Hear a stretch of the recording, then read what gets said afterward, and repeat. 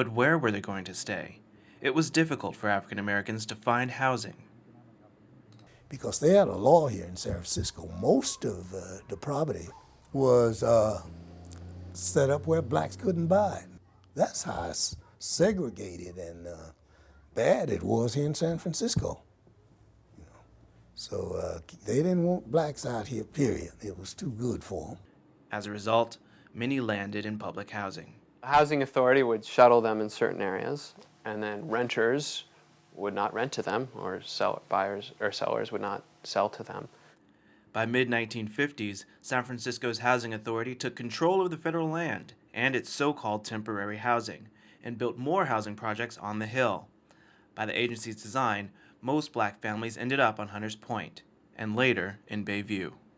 And this is really when it starts becoming an exclusively black community on the Hill because of the housing authority. I guess in 1950, the Hill is 43% black, and in 1960, it was 75, and then in 1968, it was about 97% black. Mother had a job, and Dad had a job, and we all lived there, but we were happy. We didn't have much, but we had each other. Community leader Reverend Cordell Hawkins works with the DA's office.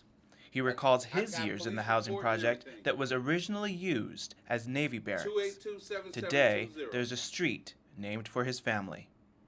At that time, I was the last child. I was the seventh child. And there's actually 10 of us. And then the other 3 came after we moved there. The increasing population spilled down the hill into the Bayview area's single-family houses. And of course, as they moved in, the Italians started selling out. So they just bought up the whole neighborhood. And the highest home ownership in this city is out here, by far, not just a few points above.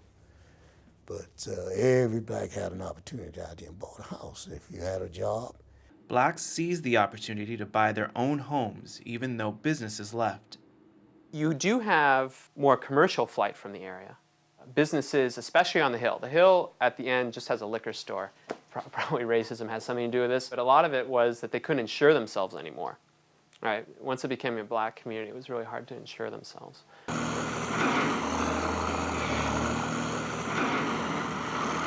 At the same time, another black community in San Francisco was being torn apart. The vibrant working-class neighborhood, the Fillmore, became a victim of urban renewal in the late 50s, early 60s. Many blacks were forced out. I can't do a thing. Nothing. And I'm just about to flip. Please believe me. They're going to come through, and if they even ask you, what were you willing to accept? They don't even do that. They come and put the price to you, and then you got to accept it. I don't approve of that.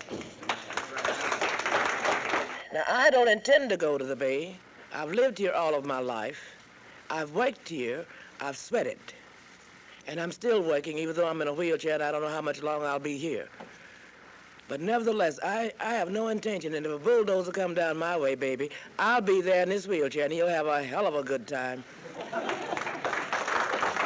But Fillmore blacks did relocate to Bayview Hunters Point and eventually turned it into home. Everybody clap your hands. Hey! All of our girlfriends, all the ones that you see here now, tonight, that were here all night, we grew up with, were here almost every day. We all hung together, and we always went somewhere together, and we always had fun. We always had fun. The Sanders family moved to Bayview Hunters Point in the 50s after leaving the Fillmore.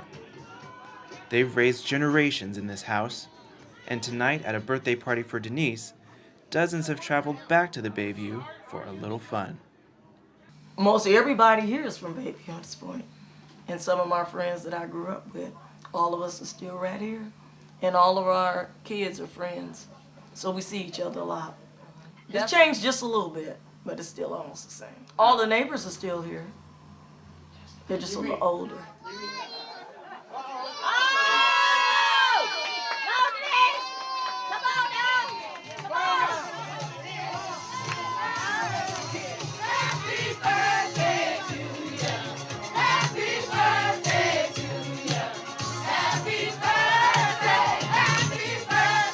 Bayview was never fancy, but it became the center of black life in San Francisco.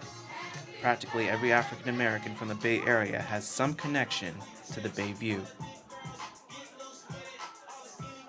Denise's brother, Melvin Sanders, is a Muni bus driver. The graphics of the community is changing in a sense, you know. People are growing with it. Some people have moved out, but I think they still do come back and stay in touch with the community because they have, a lot of strong ties. But back in 1966, when many inner cities were in turmoil, a violent outbreak threatened the spirit of Bayview Hunters Point. On September 27th, 16-year-old Matthew Johnson stole a car with friends. They spotted a police officer. So they stop their car in the middle of the street and they run off in 3 different directions. The cop understands that something's up, right? So he picks Matthew to run after. Chased him all the way down 3rd, down Palouse Street, down towards the shipyard. And he got down there because down there was a fence to enter the shipyard. When we was chased by police back in those days, and they chased us up on the hill, we lost them because they didn't know the hill like we did. The chase took a tragic turn when the officer pulled his gun. He said he called out for Matthew Johnson to stop, but then lowered his gun and shot the 16-year-old boy in the back.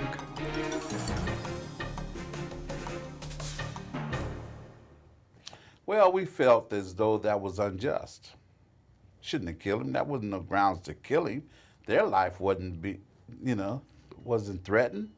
So we start rioting, tearing up the whole community. And I was 16 years old. I'll never forget that day. People demanded that the mayor come to the area. The mayor did not come, and then at that point, things started getting out of hand.